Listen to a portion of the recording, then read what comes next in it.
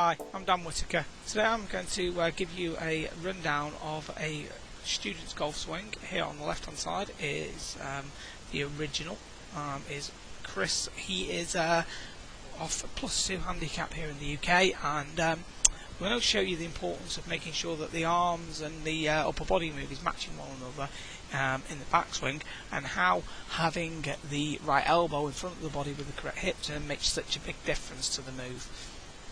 So we'll see here with Chris, as we start to take it back now, kind of keeps the club quite low to the ground, but there's very little hip turn. So the club goes a little bit under plane here, gets a little bit underneath his forearm, and then what we'll see is as he takes it towards the top of the backswing, there's very little hip turn, and so because there's very little hip turn and there hasn't been much set of the golf club, he lowers his head down a lot. Okay, this then allows him to get the arms to work upwards towards the top of the swing, but obviously he's lost a lot of height, the hips haven't turned much, and the elbow is very much stuck behind his right hip. Now what we'll see, he's in a better address position. I've engaged the abs and the glutes a little bit more at address.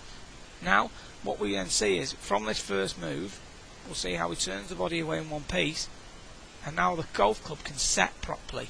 It's a little bit closed, but it's set very, very nicely, and as we get to the top, he's not losing anywhere near as much height at the top of the backswing right here. Now, we can see that his hips have turned a lot more in the new swing than in the original, where they've turned very, very little. And we can see here how the right elbow stuck behind the hip, and we can now see in the new one how the right elbow is in front of the right hip pocket.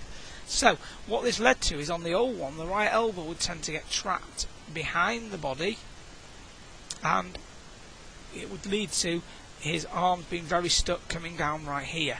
Now what we'll see is, because the move is better, his elbow can be more in front of his body coming down right here, so it's nowhere near as trapped.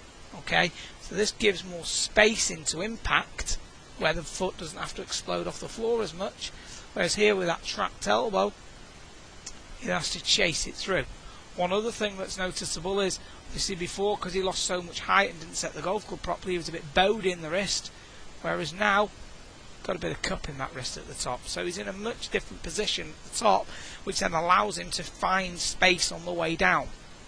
Turning the hips, setting the golf club upwards, making sure that the arms stay in front of the body is a key element for all players. Okay, I would encourage everyone to look at this in terms of get the hip turning back to create space, arms working up in front of the body, not getting behind, not having a bowed wrist, because obviously on a really good player it then leads to the arms being trapped.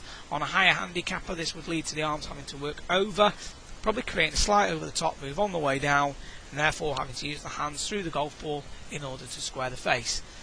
The new position that he's generating going back is much more like a lot of the quality tour players, where they'll be turning it back in one piece here and up to the top, where that left wrist is in, if anything, a slightly cut position. Once again here you're going to see that the hips have turned, so there is room for the arms to come down in the transition. So Chris will share a lot of similarities here to some of the good, really quality tour players, and this is obviously at his club head speed, at his ability. He'll hit a 7-iron around 186 to 188, and so he's in the low 90s mph for an iron, so he needs to make sure that he has lots of space and he's not reliant on any timing issues at that club head speed, because you only have to be a little bit off for the ball dispersion to be everywhere. I hope you've enjoyed this analysis. Please feel free to visit my website, which is danwhitakergolf.com. Follow me on Twitter and Facebook. All the links are below the video, and hopefully you'll subscribe to the channel, and I'll speak with you again soon. Thanks a lot.